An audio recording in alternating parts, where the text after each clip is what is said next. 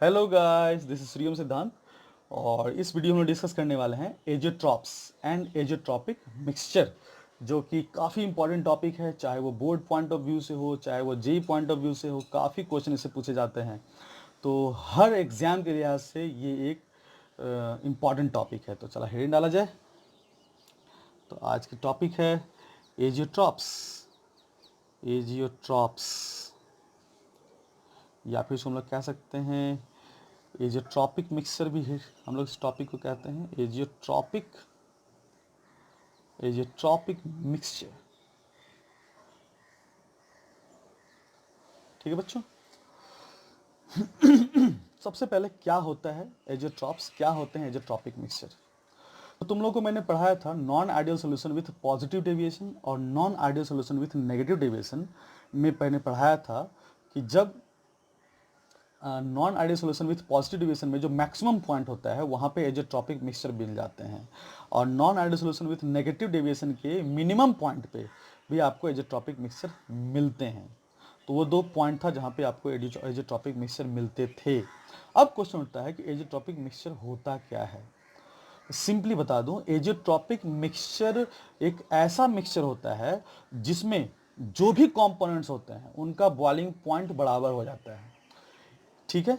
जैसे मान लेते हैं कोई ए और बी दो कंपोनेंट हैं, उन दोनों का अपना अपना कुछ बॉइलिंग पॉइंट होगा। किसी का T1 होगा, किसी का T2 होगा। लेकिन जैसे ही उसको एक खास कंपोजिशन मिलाएंगे, दोनों अपना अपना बॉइलिंग पॉइंट छोड़ के एक खास बॉइलिंग पॉइंट शो करने लगेगा, माने कि दोनों का बॉइलिंग पॉइंट सेम हो जाएगा। तो हम लोग क्या लिख सकते हैं, और काफी इंपॉर्टेंट है बच्चों हर एग्जाम के लिए, लिखते हैं the mixture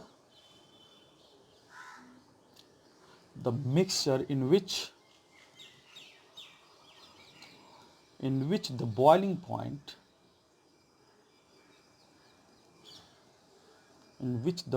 point of its components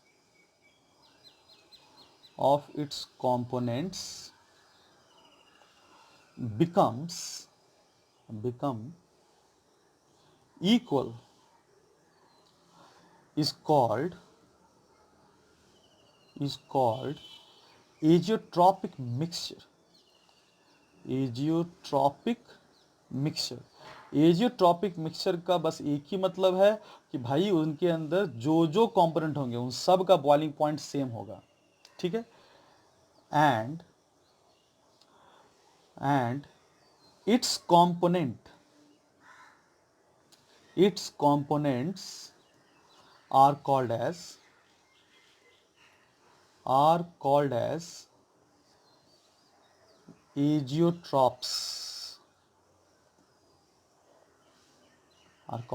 azeotrops। ठीक है।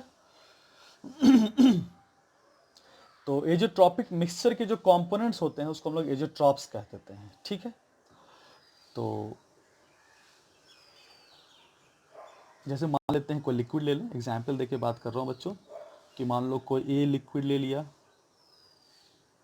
कोई ए लिक्विड है, यहाँ पे मैंने बी लिक्विड ले लिया बच्चों।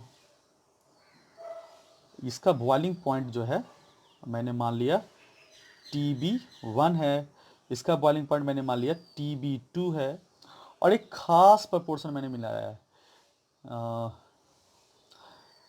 ये कोई खास प्रोपोर्शन, मतलब फिक्स्ड प्रोपोर्शन में मिलाता हूँ, फिक्स्ड प्रोपोर्शन पे मुझे मिलाना है। क्योंकि कोई भी ऐसा नहीं कि ए और बी को मिला देंगे तो एजियोट्रॉप्स बन जाएगा, ऐसा नहीं है। एक खास प्रोपोर्शन होगा, हर वो डिपेंड करेगा सॉल्यूट सॉल्वेंट पे। ठीक है। एक खास प्रोपोर्शन पे मैंने दोनों को मिला दिया, चाहे वो जो रहा हो। ठीक है। वो खास प्रोपोर्शन किस पे डिपेंड करेगा कि अगर वो non ideal with negative deviation है तो मिनिमम पॉइंट पे जो प्रोपोर्शन आना चाहिए उसके हिसाब से, और non ideal with positive deviation है तो मैक्सिमम पॉइंट पे जो कंसंट्रेशन आना चाहिए था, जो मोल फ्रैक्शन का रेशियो होना चाहिए था, उसके हिसाब से। ठीक है। तो अब मैंने दोनों को मिलाकर मैंने यहाँ पे दोनों का मिक्सचर बना दिया।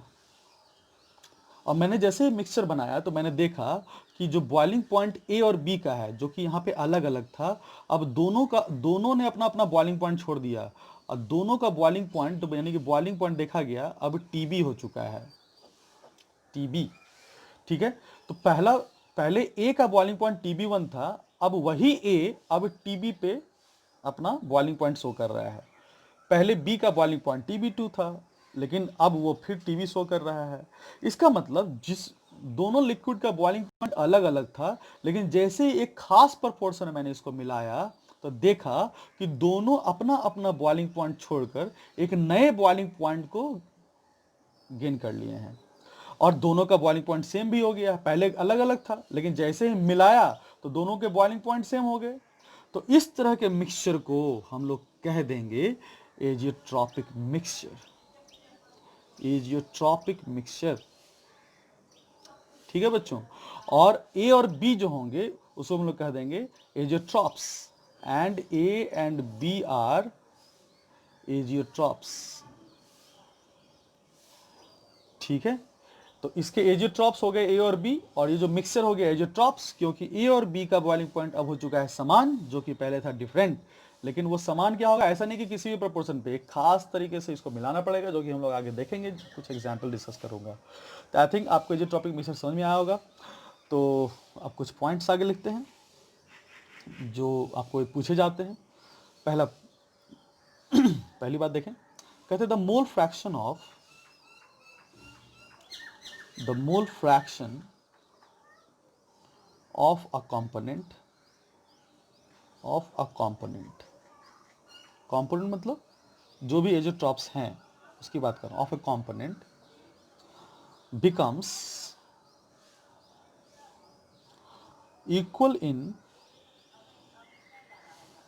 both liquid and vapor phase। Liquid मतलब सॉल्यूशन, लिक्विड फेज मतलब सॉल्यूशन फेज, मैंने बता रखा था तुम लोगों को वेपर प्रेशर में, liquid phase and vapour phase. Liquid phase का मतलब सॉल्यूशन फेज, और वेपर फेज मतलब गैसियस फेज, वेपर फेज। ठीक है, यानी कि अब जैसे ही एजियोट्रॉप्स को तुम क्या करते हो, जैसे मान लेते हैं कि ये मेरा एजियोट्रॉप्स बना हुआ है, ये एजियोट्रॉप्स बना हुआ है जिसमें ए और बी आपस में मिले हुए हैं।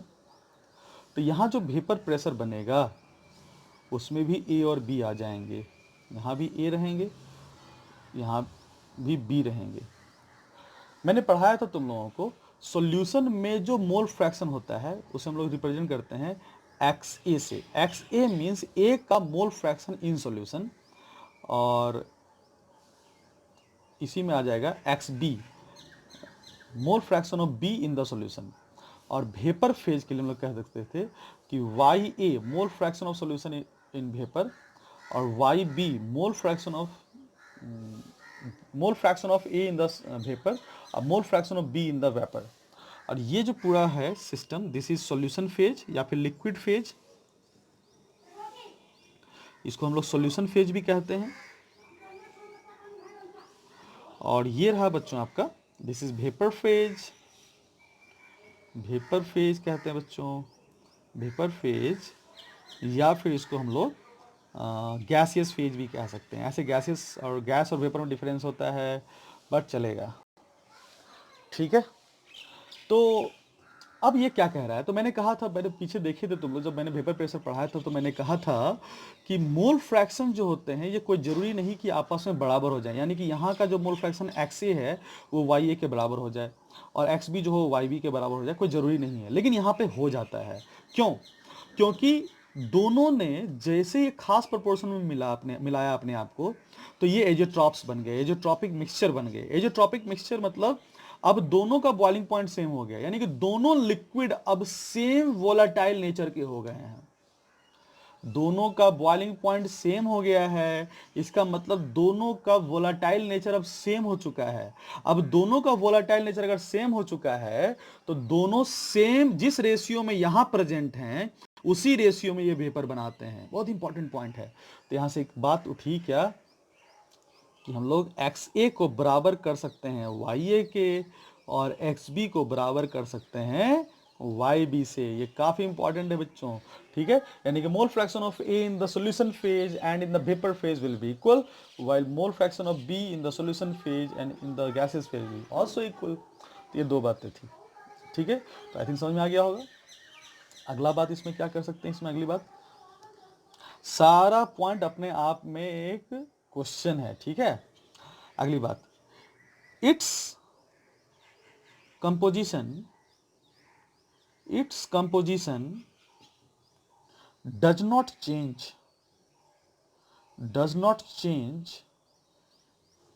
by fractional distillation.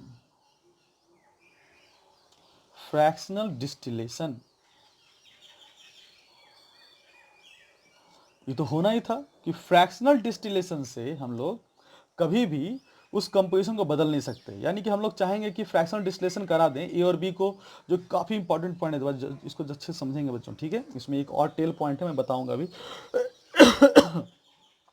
मैं क्या कह रहा हूं कि जो भी ये लिक्विड है ए और बी के, ठीक है, चूंकि इन दोनों का बॉइलिंग पॉइंट समान हो चुका है, इसलिए इन दोनों को हम लोग फ्रैक्शनल डिस्टिलेशन मेथड से अलग नहीं कर सकते हैं। लास्ट वीडियो में मैंने फ्रैक्शनल डिस्टिलेशन के बारे में मैंने पढ़ाया था, जिसमें मैंने बताया था कि ए और बी में जब तक बॉइलिंग पॉइंट का डिफरेंस नहीं पाया जाएगा तब तक हम लोग फ्रैक्शनल डिस्टिलेशन नहीं कर सकते हैं। ए को बी से सेपरेट या बी को ए से सेपरेट नहीं कर सकते हैं।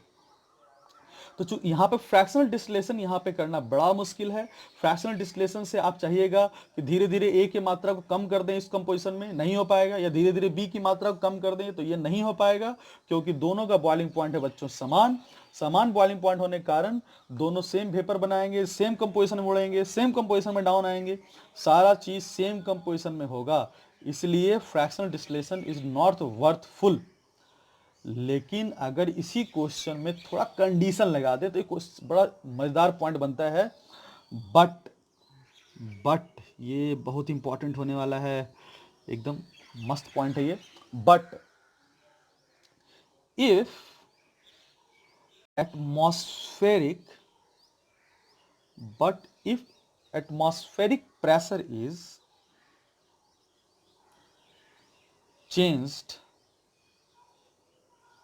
changed, then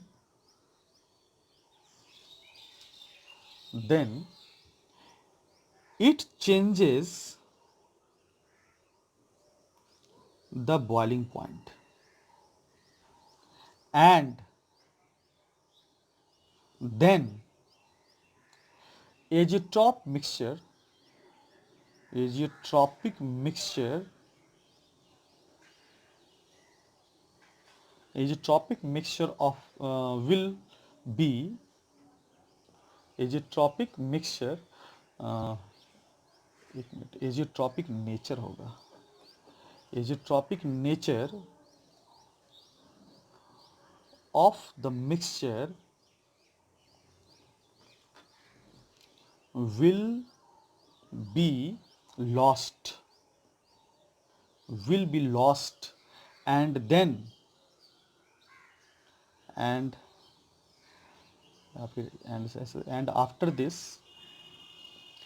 after this components can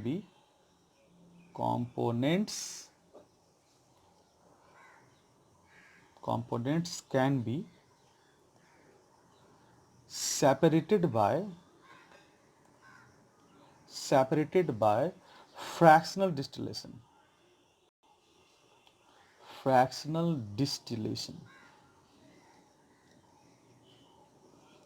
ठीक है बच्चों, ध्यान से सीखें इसको, समझें इसको, क्या मैं कहना चाह रहा हूं। मैंने कहा कि भाई दोनों का बॉइलिंग पॉइंट समान है, ए और बी का बॉइलिंग पॉइंट समान हो चुका है। अब समान हो चुका है तो कितना भी कोई भी टेम्परेचर आप इसको प्रोवाइड करोगे तो सेम रेशियो में यहाँ पे वेपर बन जाएंगे, यानी कि ए और बी का कंपोजिशन डिस्टर्ब होने वाला नहीं है। तो आप दोनों को सेपरेट नहीं कर सकते, फ्रैक्शनल डिस्टिलेशन आप नहीं कर सकते। फ्रैक्शनल डिस्टिलेशन क्या है, अगर नहीं पढ़े हैं तो पीछे वाले वीडियो आप जाके देखें क्या होता है फ्रैक्शनल डिस्टिलेशन, कैसे काम करता है वो। तो चूंकि दोनों का बॉइलिंग पॉइंट सेम है तो फ्रैक्शनल डिस्टिलेशन के द्वारा ए और बी को सेपरेट नहीं किया जा सकता है, इसके कंपोजिशन को डिफर नहीं किया सकता है, ए की मात्रा या बी की मात्रा को घटाया नहीं जा सकता है। लेकिन अगर ये जो भी बातें बॉइलिंग पॉइंट की होती हैं, तो मैं बता दूं, तुम लोगों को वेपर प्रेशर में मैंने बताया था कि vapour pressure solid in liquid में कि जो बॉइलिंग पॉइंट होता है वह डिफाइन ही होता है 1 atm पे। जनरली 1 atm पर जनरली हम लोग बॉइलिंग पॉइंट को डिफाइन करते हैं, ठीक है। एक्चुअली बॉइलिंग पॉइंट क्या है, बस वो क्लास होने वाली है, आई थिंक अगले 2 क्लास में एक बॉइलिंग पॉइंट अच्छे से समझाऊंगा, फिर बता रहा हूँ।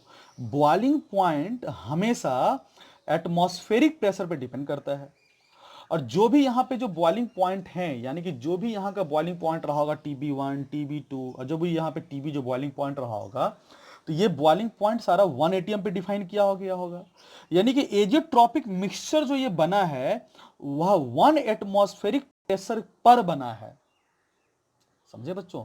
जो ध्यान देने वाली बात है कि यहाँ पे एक ध्यान देने वाली बात है कि जो भी ये एजियोट्रॉपिक मिक्सचर बन रहा है, ये एजियोट्रॉपिक मिक्सचर किस एटमॉस्फेरिक प्रेशर बन रहा है ये भी जानना बहुत जरूरी है। तो मैंने कहा कि ये बन रहा है 1 एटमॉस्फेरिक प्रेशर पे, एट 1 ATM प्रेशर पे ये बन रहा है, क्योंकि बॉइलिंग पॉइंट एटमॉस्फेरिक प्रेशर पे डिफाइन होता है। और अगर कोई भी एटमॉस्फेरिक प्रेशर की बात नहीं की जा रही है तो आपको 1 एटमॉस्फेरिक प्रेशर ही लेना है। अब 1 एटमॉस्फेरिक प्रेशर पे इसका बॉइलिंग पॉइंट TB1 है, इसका बॉइलिंग पॉइंट TB2 है, और एक खास प्रोपोर्शन में जैसे मिलाए तो ये हो गया बॉइलिंग पॉइंट TB। लेकिन जैसे ही मान लो मैंने ये एजियोट्रॉपिक मिक्सचर को 1 एटमॉस्फेरिक प्रेशर की जगह पे मैं इसको 1.5 पे ले गया, या 1 के अलावा कुछ भी एटमॉस्फेरिक प्रेशर पे ले गया, तो दोनों अपने अपने बॉइलिंग पॉइंट तो प्योर फॉर्म में बदल जाएंगे, क्योंकि अलग अलग लिक्विड का बॉइलिंग पॉइंट अलग अलग होता है, वो तो होता ही है। लेकिन अगर सेम लिक्विड की बात करें, जैसे वाटर है, तो 1 एटमॉस्फेरिक प्रेशर पे इसका क्या होता है, बॉइलिंग पॉइंट 100 डिग्री सेल्सियस हो जाता है। अगर 1 से ज़्यादा हम लोग एटमॉस्फेयर पे ले जाएं, यानी कि हम लोग 1.2 एटमॉस्फेरिक प्रेशर पे चले जाएं, यानी कि हम लोग जब हम लोग हाइयर प्रेशर पे उसको रख देंगे वाटर को, तो इसका बॉइलिंग पॉइंट बढ़ जाएगा बच्चों। और अगर मान लो किसी लोअर एटमॉस्फेरिक प्रेशर पर लेके चले जाएं हम लोग उसको, यानी कि 1 ATM से हम लोग कहीं पे ले जाएं जहाँ पे 0.8 ही ATM का प्रेशर है किसी एटमॉस्फेयर में, तो वहाँ पे देखोगे वाटर जो है 100 डिग्री सेल्सियस के पहले ही वहाँ पे वो बॉयल होने लगेगा। यानी कि जो भी बॉइलिंग का जो सीन है वो एटमॉस्फेरिक प्रेशर पे डिपेंड करता है। यानी कि एजियोट्रॉपिक मिक्सचर्स भी एटमॉस्फेरिक प्रेशर पे डिपेंड करता है। अगर कोई एजियोट्रॉपिक मिक्सचर 1 ATM पे डिफाइन है और इस एटमॉस्फेरिक प्रेशर को बदल दिया जाएगा तो यह एजियोट्रॉपिक मिक्सचर नहीं रह जाएगा। और जब यह एजियोट्रॉपिक मिक्सचर नहीं रह जाएगा, यानी कि फिर वह अपना बॉइलिंग पॉइंट बदल लेगा, यानी कि दोनों का ए और बी का बॉइलिंग पॉइंट अब इस मिक्सचर में समान नहीं रह जाएगा। और जब इस मिक्सचर में ए और बी का बॉइलिंग पॉइंट समान नहीं रह जाएगा तो फ्रैक्शनल डिस्टिलेशन किया जाएगा। समझ गए बच्चों? तो this is very important point कि भाई क्या एजियोट्रॉप्स के कंपोनेंट को फ्रैक्शनल डिस्टिलेशन करके सेपरेट किया जा सकता है? तो अगर इन जनरल वर्ड बोले तो हम लोग नहीं कर सकते हैं, लेकिन बोले नहीं करना है तो क्या कर सकते हैं हम लोग? Then we have a condition कि जिस एटमॉस्फेरिक प्रेशर में वह एजियोट्रॉप डिफाइन है, बस उस एटमॉस्फेरिक प्रेशर को बदल दो। जैसे एटमॉस्फेरिक प्रेशर बदलेगा वैसे ही बॉइलिंग पॉइंट एजियोट्रॉप्स का बदल जाएगा, और जैसे ही बॉइलिंग पॉइंट एजियोट्रॉप्स का बदलेगा, इसका मतलब दोनों लिक्विड अपना अपना बॉइलिंग पॉइंट जो है इंडिविजुअल जो होते हैं उनके वो शो करने लगेंगे उस प्रेशर पे, तो दोनों अलग ही होंगे। अब जब जैसे ही दोनों अलग होंगे तो दोनों का बॉइलिंग पॉइंट अलग होने के कारण फ्रैक्शनल डिस्टिलेशन फिर वहां पे किया जा सकता है। ये पॉइंट काफी इंपॉर्टेंट है बच्चों, अगर समझ में नहीं आएगा तो जरूर कमेंट करेंगे, आई विल आंसर इट। ओके, अगला पॉइंट।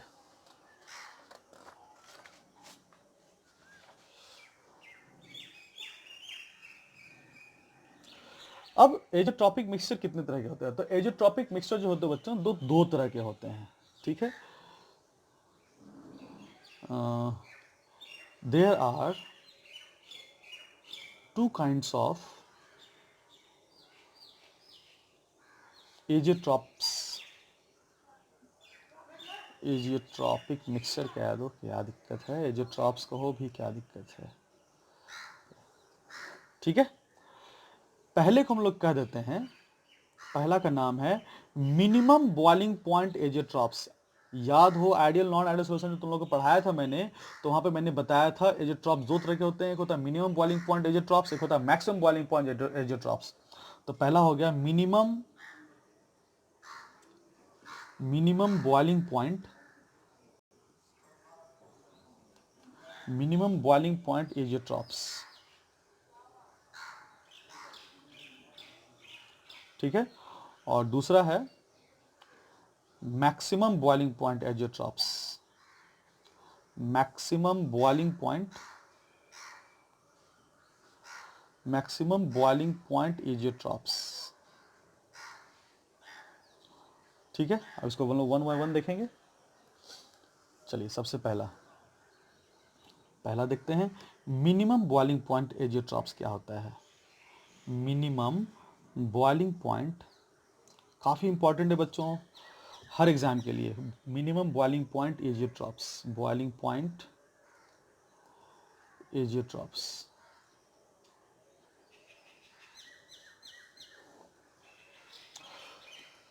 चलिए देखते हैं तो क्या है ये मिनिमम बॉइलिंग पॉइंट एजियोट्रॉप्स का मतलब होता है, जैसे मान लेते हैं ए और बी जो आपने लिया था, क्या कहते हैं एजियोट्रॉपिक मिक्सचर, जैसे मान लेते हैं ये जो लिया था ए और बी, तो इसका बॉइलिंग पॉइंट TB1 है और इसका बॉइलिंग पॉइंट TB2 था।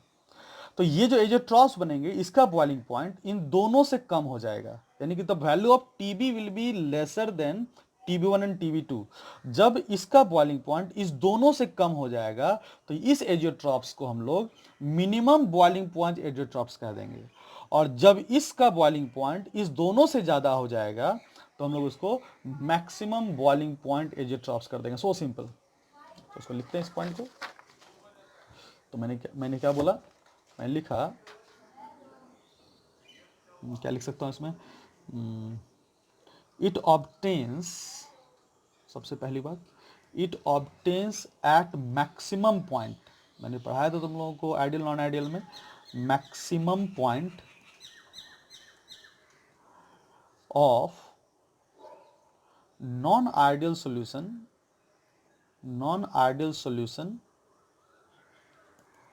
विथ पॉजिटिव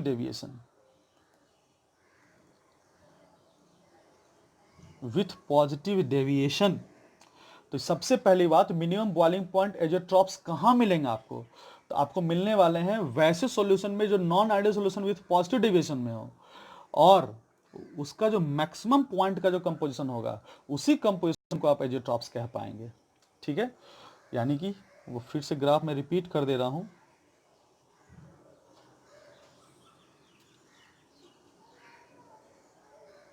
जैसे मैंने कहा था कि वेपर प्रेशर PA या PB किसी ज़्यादा ले लो, जैसे मान लो मैंने PA का ही ज़्यादा ले लिया, PA not is greater than PB not.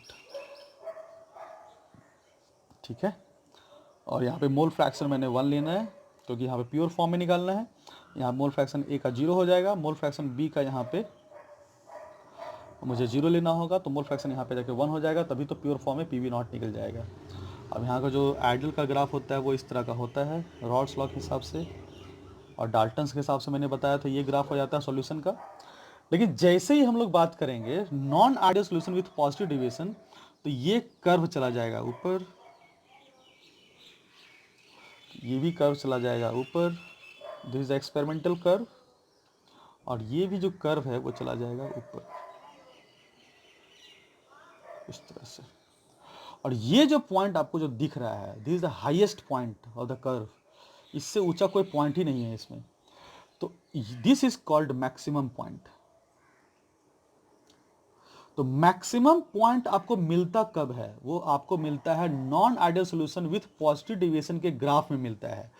This is the vapour pressure of A का एक्सिस है, ये वेपर प्रेशर ऑफ B का एक्सिस है बच्चों। और मैक्सिमम पॉइंट का कौन सा कंपोजिशन है, ये देखो, यहाँ जो कंपोजिशन है ना बच्चों, ये मान लेते हैं जो P पॉइंट तुम लोग को मिल रहा है, इसका कुछ भी नाम दे देते हैं, मान लो P ही दे दो, क्या दिक्कत है। P, ये जो पॉइंट है तुम्हारा, ये जो तुम्हारा P पॉइंट मैंने डिफाइन किया है, दिस P, यहाँ पे जो भी कंपोजिशन है, यानी कि इस पॉइंट पर A और B का अपना कुछ भी मोल फ्रैक्शन होगा भाई, और उस मोल फ्रैक्शन के हिसाब पर ही यह मैक्सिमम पॉइंट डिफाइन है। यानी कि हम लोग कह सकते हैं कि A और B जब इस कंपोजिशन पे होंगे तब वह मैक्सिमम पॉइंट ग्राफ देंगे, और जब वो मैक्सिमम पॉइंट ग्राफ देंगे तभी वह A और B क्या बनाएंगे, एजियोट्रॉप्स। यानी कि यह जो पॉइंट है वह एजियोट्रॉपिक मिक्सचर का है। इसके बाद कुछ भी कर दो आप, ए की मात्रा घटा दो और बी की मात्रा बढ़ा दो, या फिर यहाँ पे आप चले जाओ इसके तरफ, कोई भी कंपोजिशन, ये काफ़ी हजारों तरह से संभव हो सकते हैं, इसके बाद भी हजारों तरह से कंपोजिशन संभव हो सकते हैं। तो इस पॉइंट को छोड़कर कोई भी पॉइंट पे आप चले जाएं, कोई भी मोल फ्रैक्शन का जो भी आपको वैल्यू मिलेगा ए और बी का, वो किसी भी मोल फ्रैक्शन के रेशियो पे वह सॉल्यूशन मैक्सिमम पॉइंट पे नहीं आएगा। जब वो मैक्सिमम पॉइंट पे नहीं आएगा तो वो एजेट्रॉप्स नहीं कहलाएगा। तो azeotropes non ideal solution with positive deviation show करता है, लेकिन कब? हर पॉइंट पे नहीं, सिर्फ मैक्सिमम पॉइंट पे। तो सिर्फ मैक्सिमम पॉइंट पे ही non ideal solution with positive deviation show होता है। ठीक है, मैक्सिमम पॉइंट पे ही non ideal solution with positive deviation जो शो होगा वह एक मिनिमम बॉइलिंग पॉइंट एजियोट्रॉप्स कहलाएगा। यानी कि यह जो एजियोट्रॉप है, this is minimum boiling point azeotropes. तुम लोग को मैंने बताया था boiling point is inversely proportional to vapour pressure. ठीक है, अब चूंकि यहाँ का वेपर प्रेशर काफी ज्यादा है तो बॉइलिंग पॉइंट तो मिनिमम होना ही था। बॉइलिंग वेपर प्रेशर काफी ज्यादा हो गया ना, हाईएस्ट वेपर प्रेशर, दोनों वेपर प्रेशर के एक्सिस हैं, तो वेपर प्रेशर चूंकि काफी ज्यादा हो चुका है तो जो एजियोट्रॉप्स मिलेंगे उसका बॉइलिंग पॉइंट तो कम ही होना था। ठीक है, तो मैक्सिमम पॉइंट पर जो कंपोजिशन आपको ए और बी का मिलेगा उसी कंपोजिशन को आप एजियोट्रॉपिक मिक्सचर कह सकते हैं। उसके अलावा कोई भी कंपोजिशन आप ले लें, चाहे वो इधर का सीन हो या इधर का सीन हो, वह non ideal solution with positive deviation तो होगा, लेकिन वह एजियोट्रॉपिक मिक्सचर नहीं होगा। अब एग्जाम्पल की इसका हम लोग फेज डायग्राम ही बना सकते हैं। तुम लोगों को फेज डायग्राम ही पढ़ाया था मैंने, लास्ट वीडियो मैंने कल ही पढ़ाया फेज डायग्राम। तो फेज डायग्राम चलो बना के दिखाता हूँ। जेई में फेज डायग्राम भी दे देता है। इसका फेज डायग्राम देखो, फेज डायग्राम में जैसे इसका ए का वेपर प्रेशर मैंने यहाँ पे ज़्यादा लिया है तो ए का बॉइलिंग पॉइंट यहाँ पे कम ले लेते हैं। This is T A not कर दो, प्योर ए का प्रेशर। और यहाँ पे मोल फ्रैक्शन ए का 1 ले लो, यहाँ पे मोल फ्रैक्शन बी का 0 लेना है। जो पीछे ग्राफ है, पीछे ग्राफ में vapour pressure versus mole fraction था, vapour pressure versus mole fraction. यहाँ पे boiling point versus mole fraction का ग्राफ है। This is boiling point of A, this is boiling point of B. ठीक है, और यहाँ पे एक्स का मान हो जाएगा 0, यहाँ पे एक्स बी का मान हो जाएगा 1। और वेपर प्रेशर ए का चूंकि ज़्यादा था पीछे वाले ग्राफ में तो बॉइलिंग पॉइंट मैंने ले लिया है कम। अब बॉइलिंग यहाँ पे वेपर प्रेशर क्या था, बी का कम था, तो बॉइलिंग पॉइंट हो जाएगा यहाँ पे ज़्यादा। This is T B not. और मैंने कहा था कि इस पॉइंट पे, पी पॉइंट पे ये जो ट्रॉप्स मिलने हैं तो कैसा फेज डायग्राम बनेगा, तो पी पॉइंट्स पे कैसा फेज डायग्राम बनेगा। तो ये जो आपका मैक्सिमम पॉइंट यहाँ पे डिफाइन होता था, याद रखिएगा। ठीक है, तो यहाँ पे ग्राफ कैसा बनेगा, तो ग्राफ कैसा बनता है तो देखा जाए बच्चों।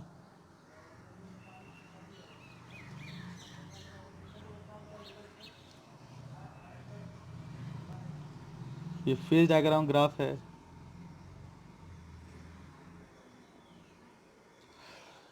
यहाँ पे क्या दिख रहा है, this is the vapour phase, ये वेपर फेज है, कल मैंने सिखा रखा है ये सब चीज़।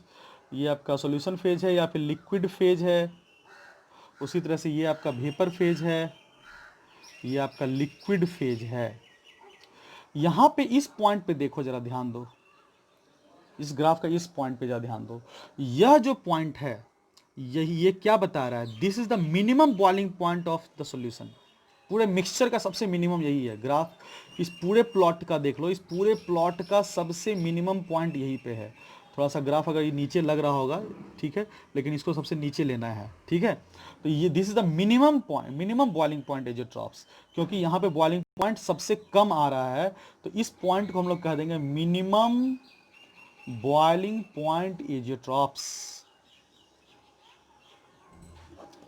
तो मिनिमम बॉइलिंग पॉइंट जो यहाँ अगर मैंने P डिफाइन किया था पॉइंट को, तो यहाँ भी मैं इसी पॉइंट को मैं P ही डिफाइन कर रहा हूँ। तो यहाँ पे P पॉइंट पे मैंने देखा था max, P point is showing the maximum point. यहाँ पे जो P पॉइंट है वो showing minimum boiling point azeotropes. तो मैं ये कह सकता हूँ कि मैक्सिमम बॉइलिंग पॉइंट एजियोट्रॉप्स पे ही minimum boiling point, maximum point of the non ideal solution with positive deviation पे ही minimum boiling point of azeotropes पाया जाता है। अब इसका एक एग्जाम्पल इस तरह, इसका कोई एग्जाम्पल दे दे बच्चों, तो एग्जाम्पल देखो, जैसे एक एग्जाम्पल ले लूँ, जैसे वाटर, तो वाटर का बॉइलिंग पॉइंट इतना होता है, वाटर का बॉइलिंग पॉइंट तुम लोग जानते होगे 100 डिग्री सेल्सियस होता है 1 एटीएम पे, और इसमें मिला दो इथाइल अल्कोहल, तो मुझे वैसा सोल्यूशन लेना है जो पॉजिटिव डिविएशन शो करे। तो मैंने बताया था अल्कोहल के जो सोल्यूशन होते हैं वो पॉजिटिव डिविएशन शो करते हैं, C2H5OH, और इसका बॉइलिंग पॉइंट होता है बच्चों 78 डिग्री सेल्सियस। ठीक है, अब इस दोनों को तुम मिला दो, तो कैसे कैसे भी नहीं मिला सकते ना, इसको हम लोगों को एक खास प्रपोर्शन मिलाना पड़ेगा। तो जो खास प्रपोर्शन मैंने मिलाया वो मान लो, मैं यहाँ पे जो मिलाया गया है, ये तो एक्सपेरिमेंटल बात है, 95.5% W/W के रेशियो में मिलाया जाता है। यानी कि 100 ग्राम अगर तुम इसका सोल्यूशन बना रहे हो तो आपको इसको 95.5 ग्राम आप पानी ले लें और 4.5 ग्राम आप अल्कोहल ले लें, दोनों को मिला दें, तो 1 एटीएम पे अगर इस प्रपोर्शन में इस दोनों को मिलाया जाएगा तो इस दोनों को मिलने से जो मिक्सचर बनेगा वो एजोट्रॉपिक मिक्सचर बनेगा। और यह एजोट्रॉपिक मिक्सचर जो होगा वो मिनिमम बॉइलिंग पॉइंट होगा, minimum boiling point azeotropic mixture होगा।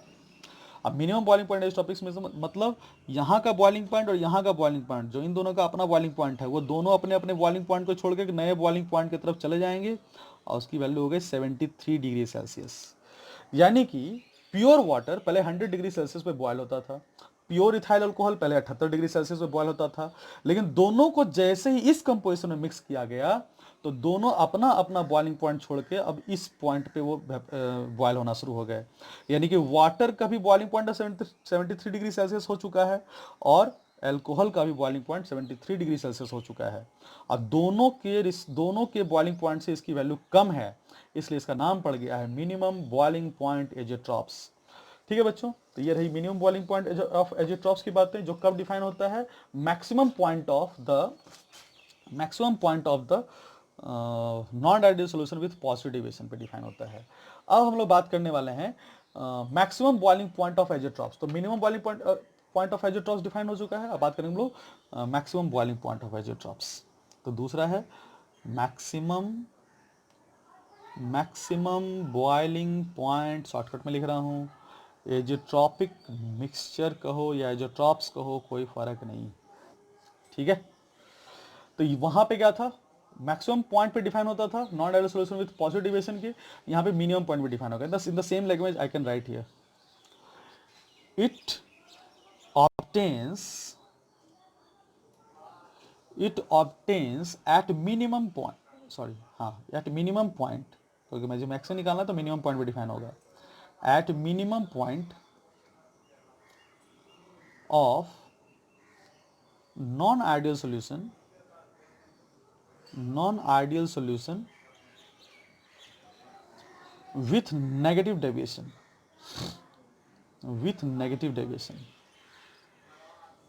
यानी कि ये कब डिफाइन हो रहा है, non ideal solution with negative deviation के मिनिमम पॉइंट पर डिफाइन हो रहा है। ठीक है, और यहां पे क्या होगा, here boiling point of the mixture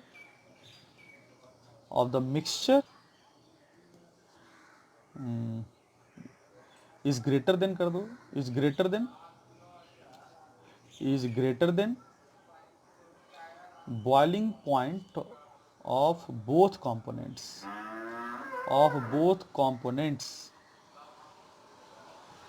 in pure state। कहने का मतलब इस बार जो बॉइलिंग पॉइंट मिक्सर का है वो दोनों लिक्विड का जो अपना बॉइलिंग पॉइंट था उससे ये ज़्यादा हो जाए, है ना, ग्रेटर वैल्यू शो करेगा। तो इसमें क्या कह सकते हैं, जैसे कि हम लोगों ने बताया था एजेट्रॉप्स के बारे में, तो मैंने ये ग्राफ तुम लोग को ये डायग्राम बताया था कि TB1 TB2 बराबर TB। तो अब ये TB की वैल्यू क्या हो जाएगी, ज़्यादा हो रही है। ठीक है, तो ज़्यादा हो रही है किसके रिस्पेक्ट में, यानी कि जो ये TB है वो अब TB1 से भी ज़्यादा है, TB2 से भी ज़्यादा है। इसको हम लोग कह देंगे क्या, मैक्सिमम बॉइलिंग पॉइंट एजेट्रॉप्स। जैसा ग्राफ हम लोग बना सकते हैं, तो पहले vapour pressure versus mole fraction graph देख लेते हैं।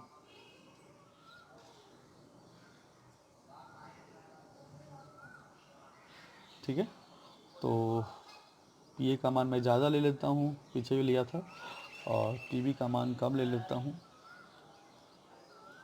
TB not. और ये रहा वेपर प्रेशर ऑफ ए, ये रहा बच्चों वेपर प्रेशर ऑफ बी। ठीक है बच्चों, ये रहा अपना मोल फ्रैक्शन ए का 1, तभी तो प्योर फॉर्म है पी ए नॉट। ये मोल फ्रैक्शन 0 यहाँ पे होगा बी का, यहाँ पे 0, यहाँ पे 1। अब आ जाएगा यहाँ पे आइडियल सॉल्यूशन इस तरह से होना चाहिए according to Raoult's law, according to Raoult's law, according to Dalton's law. अब एक्सपेरिमेंटल है तो मिनिमम जाएगा मिनिमम नेगेटिव डेविएशन होता है, तो नेगेटिव डेविएशन का मतलब ग्राफ नीचे जाएंगे, तो हम लोग मिनिमम शो करते हैं। तो मान लो इस तरह से ग्राफ बन गए नॉन आइडियल के, इस तरह से ग्राफ बन गए बच्चों नॉन आइडियल के, और उसी तरह से मैं इस तरह से ग्राफ बना दे नॉन आइडियल का। तो ये जो पॉइंट है सॉल्यूशन का बॉइलिंग पॉइंट ये शो कर रहा है, this is the axis for solution, जो मैंने पढ़ा रखा है रॉल्स लॉ में, वेपर प्रेशर जो है उसे पढ़ा रखा है। अब ये this is the minimum point, this is called minimum point. अब ये जो पॉइंट डिफाइन कर रहा है, मान लो ये जो पॉइंट डिफाइन कर रहा है वो क्यू पॉइंट है, ठीक है, ये क्यू पॉइंट डिफाइन कर रहा है। और ये क्यू एक कंपोजिशन है, वह उस कंपोजिशन को ये शो कर रहा है जिस कंपोजिशन पे जो सॉल्यूशन है वह मिनिमम पॉइंट तुम्हें दे रहा है। तो this is called minimum point, minimum point. तो मिनिमम पॉइंट पर शो होने वाला कंपोजिशन को हम लोग क्यू कह दिए हैं, ठीक है। तो this is the vapour pressure versus mole fraction graph. अब इसको हम लोग बनाते हैं फेज डायग्राम इसका फेज डायग्राम बना लें। तो फेज डायग्राम मतलब boiling point versus mole fraction graph. तो फेज डायग्राम का मतलब हो गया boiling point versus mole fraction graph, ठीक है। और यही वो पॉइंट था जहाँ पे मुझे मिनिमम पॉइंट मिला था। तो इसी पॉइंट पे मुझे अब क्या मिलेगा, मैक्सिमम बॉइलिंग पॉइंट मिलेगा। जहाँ पे मिनिमम वेपर प्रेशर मिलेगा भाई, वहीं पे तो मैक्सिमम बॉइलिंग पॉइंट मिलेगा।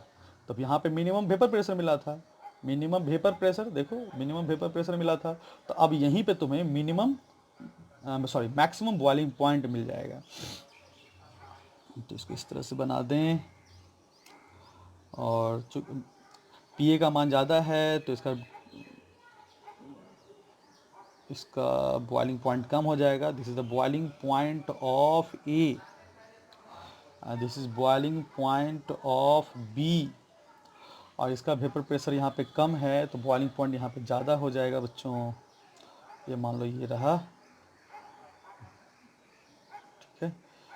तो this is T B naught. अब इसको मैं इस तरह से बना दूँ,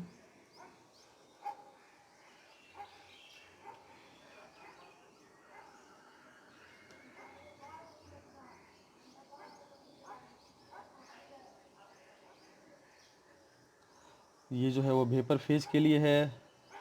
लास्ट क्लास में मैंने ये डायग्राम सिखाया हुआ है तुम लोगों को। ये वेपर फेज, ये हो गया लिक्विड फेज, उसी तरह से ये वेपर फेज, ये लिक्विड फेज। और यह जो पॉइंट है वो क्या है, देखो ये बॉइलिंग पॉइंट का मैक्सिमम बॉइलिंग पॉइंट है, इससे ज़्यादा मैक्स बॉइलिंग पॉइंट किसी का नहीं है। तो this is the maximum boiling point, है ना। तो इसको हम लोग, इस पॉइंट को हम लोग क्या कहते हैं, सॉरी, इस पॉइंट को हम लोग कह दे रहे हैं मैक्सिमम बॉइलिंग पॉइंट। यहाँ पे शो हो रहा है।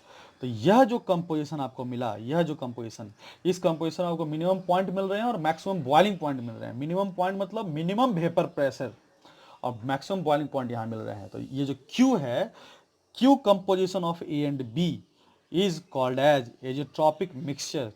किस तरह का azeotropic mixture, maximum boiling point. तो इसको हम लोग कह देंगे this Q composition of A and B is maximum boiling point azeotropic mixture. ये रही बात। अब कब मिलेगा, at the minimum point of non ideal solution with negative deviation. ये इंपॉर्टेंट है, ठीक है। तो ये फेज डायग्राम हो गया। उसके बाद एक एग्जाम्पल, एग्जाम्पल ले लिया जाए, वाटर ही ले लेते हैं।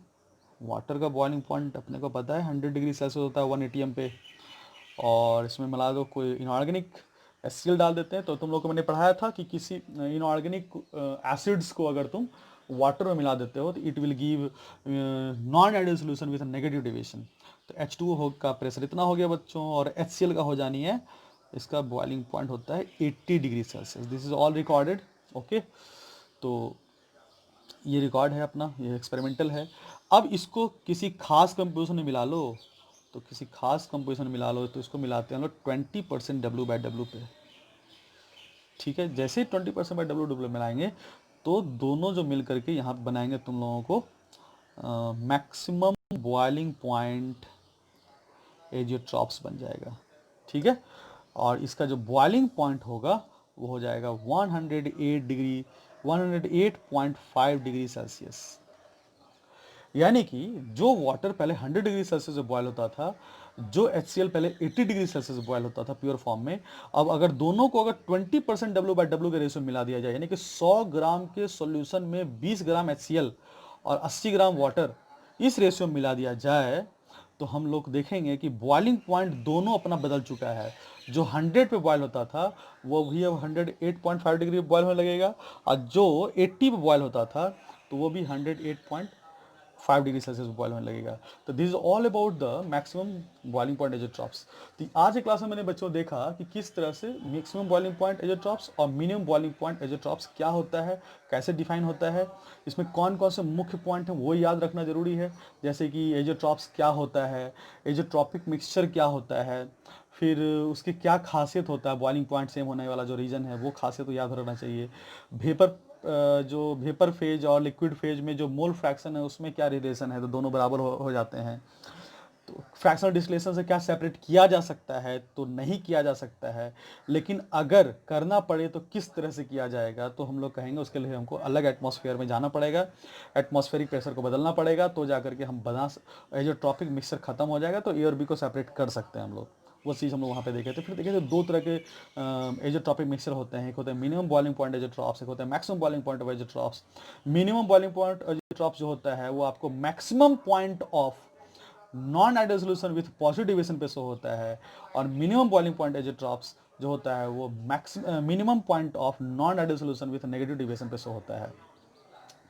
तो ये चीज़ें याद रखनी है कि जो मिनिमम बॉइलिंग पॉइंट एजियोट्रॉप्स है वो मैक्सिमम पॉइंट पे डिफाइन होगा, और जो मैक्सिमम बॉइलिंग पॉइंट है वो मिनिमम पॉइंट पे डिफाइन होगा। तो होना ही था, क्योंकि वेपर प्रेशर जो होता है वो inversely proportional to boiling point. जितना कम वेपर प्रेशर रहेगा, जितना कम वेपर प्रेशर रहेगा उतना ही ज़्यादा बॉइलिंग पॉइंट शो करने लगेगा। ये चीज़ें थी। तो आई थिंक हम लोगों ने सारी बातें डिस्कस कर ली। तुम लोगों को बस ये याद रखना है कि कौन सा सोल्यूशन किस तरह का नेचर शो करता है। तो जो non ideal solution with negative deviation है वो हमेशा मैक्सिमम बॉइलिंग पॉइंट एजियोट्रॉप्स ही दे सकता है, और जो मिनिमम बॉइलिंग जो non ideal solution with positive deviation है वो minimum boiling point azeotropic mixture ही दे सकता है। आई थिंक सारी बातें क्लियर हो चुकी होंगी। अगर फिर भी कोई डाउट रह गया हो तो कमेंट करें, I will answer as soon as possible. तब तक के लिए धन्यवाद।